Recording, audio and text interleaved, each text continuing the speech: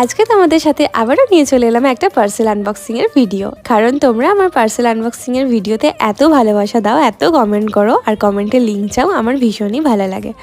আজকে যে পার্সেলটা আনবক্সিং করতে বসেছি সেটা এসেছিলো নাইকা থেকে। হ্যাঁ, অবশ্যই মেকআপের প্রোডাক্ট, কারণ ব্রাইডাল সিজন চলে এসছে, অনেক মেকআপের অর্ডার আছে।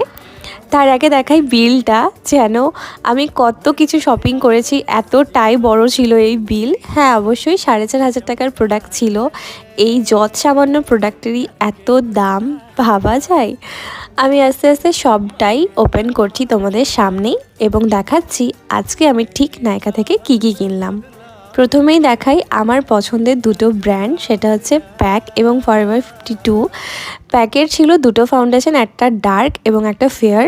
ফরএভার 52 এর ছিল এক শেডেরই একটা ফাউন্ডেশন, একটা কনসিলার, আর ছিল প্যাকের আইলেস গ্লু, সাথে মেভলিনের কনসিলারটা আর এই হেয়ার স্পা